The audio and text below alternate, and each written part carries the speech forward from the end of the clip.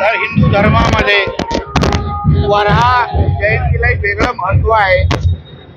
वराहाला आम्ही विष्णूचा तिसरा अवतार आम्ही मानतो आणि वराह जयंतीच्या निमित्ताने हिंदू समाजाने एकत्र येऊन अधर्माचा सामना एकत्र पद्धतीने समाज म्हणून करावा हा संदेश आपल्याला वराह जयंतीच्या निमित्ताने आम्हाला द्यायचा होता.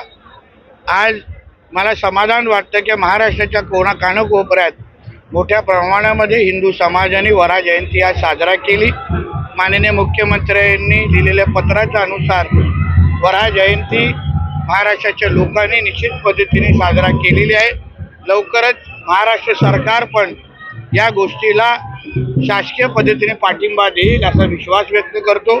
त्याचबरोबर आमच्या पाठ्यपुस्तकांमध्ये आम्हाला औरंगजेबाबद्दल शिकायचं नाही आहे, टिप्याबद्दल शिकायचं नाही आहे, आम्हाला वराह जयंतीबद्दल शिकून घ्यायचं आहे.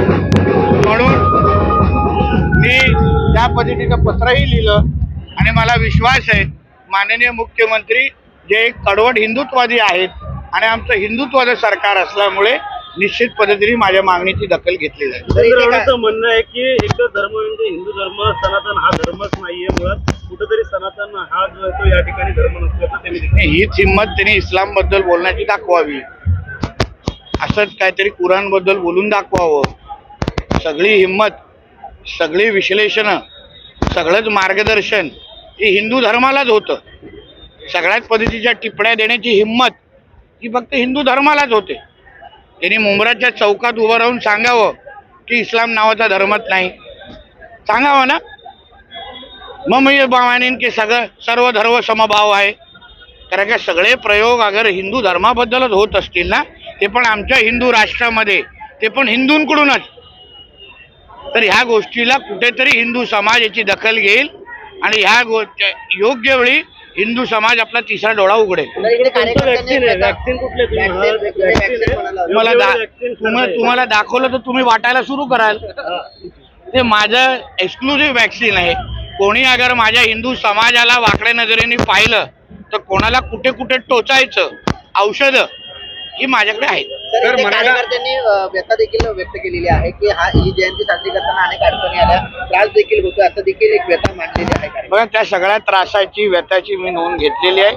शेवटी मी तुम्हाला काय सांगेन, आमचं हिंदुत्वाची विचाराचं सरकार आहे. आमच्या या हिंदू समाजाने आम्हाला निवडून इथे आणलेलं आहे. म्हणून हिंदूच्या समाजाचे सण अगर कोण साजरा करण्यामध्ये अगर अडचण आणत असेल तर त्याची योग्य पद्धतीने नोंद घेतली जाईल.